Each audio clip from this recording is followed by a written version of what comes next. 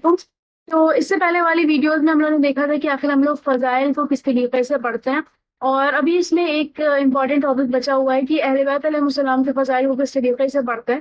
وہ انشاءاللہ ہم لوگ آگے ویڈیو میں کور کریں گے، لیکن آج کی ویڈیو بہت ہی زیادہ امپورٹنٹ ہے. اسی طریقے سے جتنا امپورٹنٹ ہمارا فضائل پڑھنا ہے اتنا ہی زیادہ امپورٹنٹ ہمارا فضائل لکھنا ہے. سب سے پہلے ہم لوگ مطالعہ کرتے ہیں، اس کا مطلب ہم لوگ پڑھائی کرتے ہیں، اور اس میں ہم لوگ جتنی بھی کتابیں وغیرہ سب پڑھتے ہیں تو ہمیشہ ہمیں ضروری نہیں ہے کہ ایک ایسا جملہ ملے جو ہماری مجلس کے حساب سے ہو. جملہ بہت اچھا ہو سکتا ہے، لیکن کچھ جملے ایسے ہوتے ہیں جو بہت ہی عام انداز میں لکھے جاتے ہیں، سادہ زبان میں لکھے جاتے ہیں، حالانکہ ان کا مطلب بہت بہترین ہوتا ہے. جیسے یہاں پر لکھا ہوا ہے امام علی علیہ السلام بہت عظیم تھے. بہرحال یہ ہم سب کو معلوم ہے کہ امام علیہ السلام بہت زیادہ عظیم تھے اور بہت ہی بہترین تھے، لیکن اگر ہم اسے صرف اپنی مجلس میں پڑھیں گے تو یہ اتنا زیادہ لوگوں کو کچھ خوبصورتی والا نہیں لگے گا جتنا ہم لوگ اس جملے کو اگر پڑھیں گے تو یہ ہمارا لگے گا. تو بیسیکلی آج کی ویڈیو میں ہم لوگ یہی دیکھنے جا رہے ہیں کہ کس طریقے سے ہم لوگ کوئی بھی ہمارے پاس اگر فضائل ہیں تو اس میں ہم لوگ کوئی بھی جملے کو کتنا اثردار بنا سکتے ہیں. اثردار مطلب ویٹ اس میں کیسے ڈال سکتے ہیں، یعنی جسے ہم لوگ کہتے ہیں نا کبھی کبھی کہ انہوں نے جو جملہ پڑھا مجلس میں وہ بہت بھاری جملہ تھا. بھاری جملے کا مطلب یہی تھا کہ اس جملے میں ایک بہت ہی عظیم بات کہی گئی تھی اور بہت اچھے انداز میں کہی گئی تھی. یہ بھی بہت بڑی بات ہے کہ امام علیہ السلام بہت بہادر، بہت عظیم تھے، لیکن اگر ہم اس طریقے سے جو یہاں پہ لکھا ہوا ہے اس طرح سے پڑھیں گے تو یہ ایک بہت زیادہ بہترین ہو جائے گا جو ہمارا یہاں پہ پہلے سے لکھا ہوگا. اور کچھ فضائل ہمیں ایسا ہوا کہ ہم نے کہیں سے سنے فضائل، اب ہمیں انہیں خود کو اپنے الفاظ میں لکھنا ہے. اس کے لیے سارے جو رولز ہیں اس کا ہمیں پتہ ہونا بہت زیادہ ضروری ہے. تو سب سے پہلے ہم لوگ یہاں پر بات کرتے ہیں، پہلا پوائنٹ یہاں پر ہے فضائل ہمیشہ دلیل کے ساتھ. یعنی ہم جو فضائل ہیں وہ بہت عظیم تھے اس طرح سے کر کے جو لکھا ہوا ہے تو جو ہے اس چیز کو ہم کیا کریں گے، ایک دلیل کے ساتھ پیش کریں گے. یعنی صرف تعریف نہیں بلکہ ثابت کرو. یعنی ہم لوگ جو ہے اس جو بھی ہمارا یہ جملہ لکھا ہوا ہے اس کے ساتھ ہم لوگ کوئی حدیث ایڈ کر دیں گے یا کوئی آیت ایڈ کر دیں گے، اور اس کو پھر ہم لوگ جب پڑھیں گے تو ہمارا جو جملہ ہوگا وہ اثردار، وزندار جسے ہم لوگ کہتے ہیں وہ ہمیں مل جائے گا. جیسے کہ یہاں پہ ملا ہوا ہے، ہم نے اس والے جملے کو بہترین کرنے کے لیے رسول اللہ کی والی حدیث لی ہے کہ علی مجھ سے ہیں اور میں علی سے ہوں.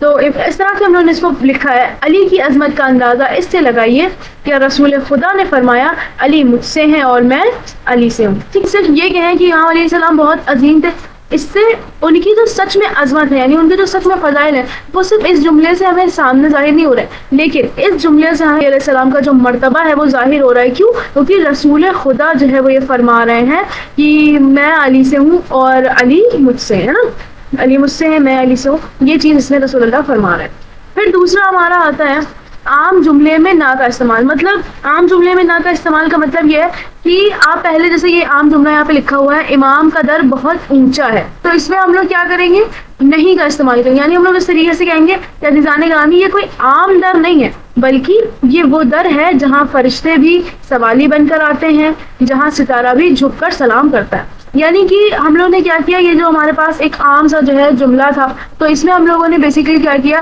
ہم نے پہلے نہیں کا استعمال کیا اور اس کے بعد پھر عظمت تھی امام علیہ السلام کے در کی یا بی بی سیدہ کے در کی، اس کو ہم نے یہاں پر بیان کیا ہے.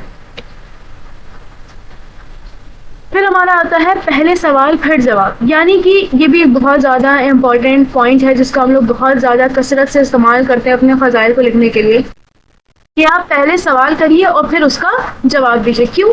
کیونکہ یہ ایک سائیکولوجی ہے جس کو ہم لوگ پہلے شاید بارہا اس بارے میں بات کر چکے ہیں کہ ایک سائیکولوجی ہے کہ اگر کوئی اس ٹائم آپ کی مجلس نہیں بھی سن رہا ہے یا اس کا ذہن کہیں اور ہے تو جب آپ سوال کرتے ہیں تو یہ ایک سائیکولوجی ہے کہ جو ہے انسان جب اس سے کوئی سوال کیا جاتا ہے تو اس کا جو ہے کنسنٹریشن تھوڑا سا بڑھ جاتا ہے.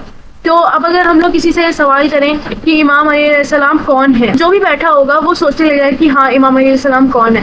یا کوئی بھی سوال ہم پوچھ لیں کہ اسلام کب آیا، اسلام کیسے شروع ہوا، اسلام کی تاریخ کیا آپ کو معلوم ہے، یہ کہنے کی بجائے کہ اسلام کی تاریخ میں کیا ہوا، آپ لوگوں کی اٹینشن ایسے پائیے کہ آپ کہیے کہ آپ کو معلوم ہے کہ اسلام کی تاریخ میں کیا ہوا، اسلام کی ہسٹری کیا ہے. تو اس سے کیا ہوگا، لوگ تھوڑا سا سوچیں گے اور وہ آپ کی مجلس پہ زیادہ کنسنٹریٹ کریں گے. تو جیسے اگر میں یہاں پر سوال لوں کہ امام علیہ السلام کون ہے تو میں یہاں پہ بول سکتی ہوں امام علیہ السلام وہ ہیں جن کے دشمن ان کے علم پر کبھی شک نہیں کر سکتے. ٹھیک ہے، تو اس طریقے سے کر کے ہم لوگ جو ہے پہلے سوال کرتے ہیں پھر جواب خود سے دیتے ہیں تاکہ لوگ تھوڑا سا اٹینشن ان کی رہے اور وہ ہماری مجلس سنیں اور وہ مجلس پہ دھیان دیں. اس کے بعد ہمارا آتا ہے مقابلہ کمپیریزن، یعنی کہ اگر ہم لوگ دیکھیں تو امام محمد تقی علیہ السلام والی جو حدیث ہم لوگوں نے دیکھی تھی، تو اس میں بیسیکلی کیا تھا ہمارے پاس کہ ہم لوگوں نے کہا تھا کہ ویسے تو دنیا میں بہت سے متقی ہوئے ہیں، لیکن امام محمد تقی علیہ السلام سے زیادہ متقی یا پرہیزگار کوئی نہیں تھا نا. تو اس طرح سے ہم لوگوں نے وہاں پر کمپیریزن کیا تھا. یہاں پر بھی ہمیں کمپیریزن ملتا ہے کہ دنیا کے سلطان تخت پر بیٹھے رہے اور امام علیہ السلام مٹی پر بیٹھ کر فیصلہ کرتے رہے. یہ صرف ایک ایگزامپل ہے، حالانکہ اس کو بہت اور بہترین جملے سے ہم لوگ اس کو پڑھ سکتے ہیں، لیکن بس یہ ایک ایگزامپل کے لیے آپ لوگ کو بتایا جا رہا ہے کہ کس طریقے سے آپ دو چیزوں میں مقابلہ کر سکتے ہیں. اس کے بعد سب سے زیادہ یوز ہونے والا اور سب سے بہترین ہمارے پاس ہے تکرار.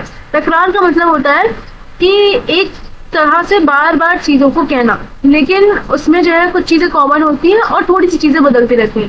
جیسے اگزامپل دیا گیا ہے، اس کا کچھ ایسا خاص کوئی مطلب نہیں ہے، یہ بس ایسے ایک اگزامپل دے دیا گیا ہے تاکہ آپ کو سمجھ میں آ جائے کہ کس طریقے سے ہم لوگ جو ہے تکرار یہاں پر کرتے ہیں.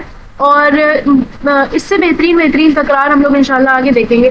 کچھ مطلب نارمل جملے جو لگے لوگوں کو بات کرنے کے لیے تھوڑا بہت ہنسی، جیسے کہ مولانا علی رضا رضوی ہیں، تو جب وہ مناظرہ پڑھ رہے تھے امام علی رضا علیہ السلام کا، تو انہوں نے مطلب ایک سوال کیا تھا کہ امام علی رضا علیہ السلام نے جو ہے جتنے بھی لوگ تھے ان سے سب سے ایک سوال کیا تھا.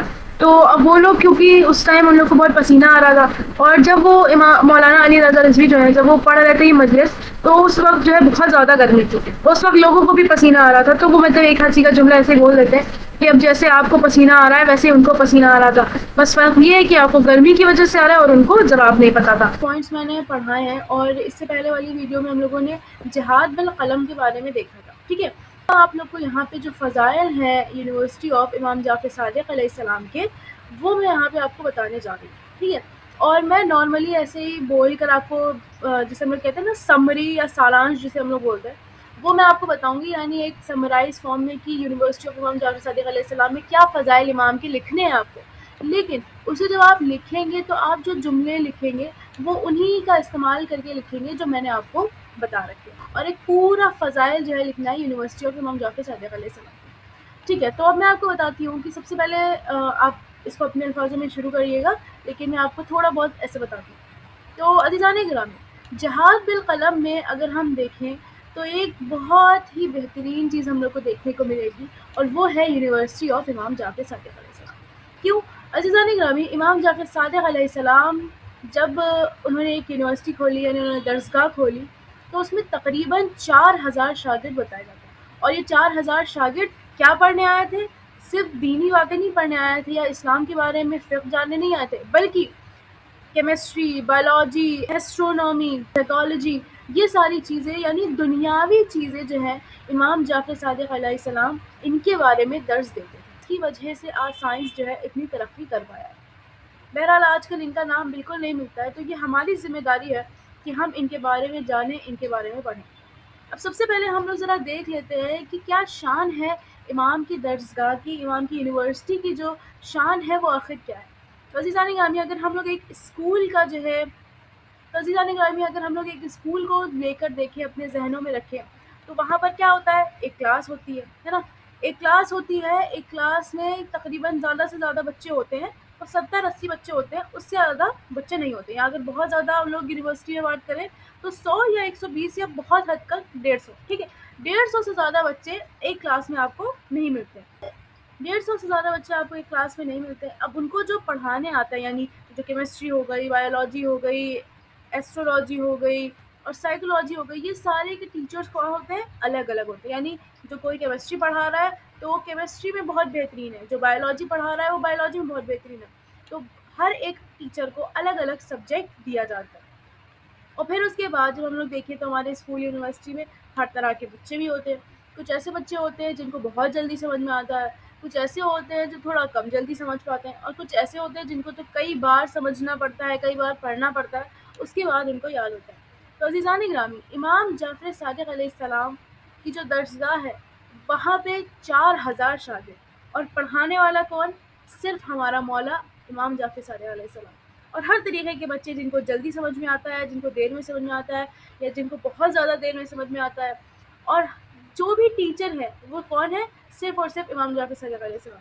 تو عزیزان گرامی، یہ خوبصورتی ہے امام جعفر صادق علیہ السلام کی درسگاہ کی، کہ وہاں پر الگ الگ ذہنیت کے، الگ الگ عقیدے کے، الگ الگ مذہب کے لوگ آتے تھے. لیکن جب وہ جاتے تھے تو جس چیز کا بھی، جس سبجیکٹ کا بھی وہ درس حاصل کرنے آتے تھے، اسے بہت اچھے سے تیار ہوتا تھا. ٹھیک ہے، تو یہ میں نے صرف ایک نارملی بنا لہجے میں آپ کو بتایا ہے کہ جو درسگاہ ہے امام جعفر صادق علیہ السلام کی، اس کا تھوڑے سے فضائل.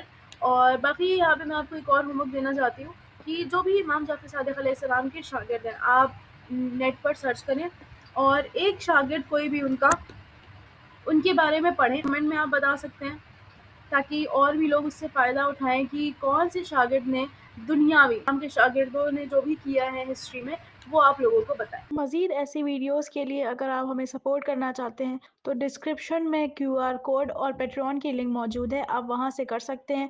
اس کے علاوہ اگر آپ کا کوئی سوال ہے تو آپ ہم سے کمنٹ میں پوچھ سکتے ہیں، یا پھر مذاکرات اسلام کے انسٹاگرام پیج پر آپ ہمیں اپنے سوالات بھیج سکتے ہیں. اس کے علاوہ دیگر اپڈیٹس کے لیے مذاکرات اسلام کو واٹس ایپ چینل ضرور جوائن کریں. اس ویڈیو میں صرف اتنا ہی، والسلام.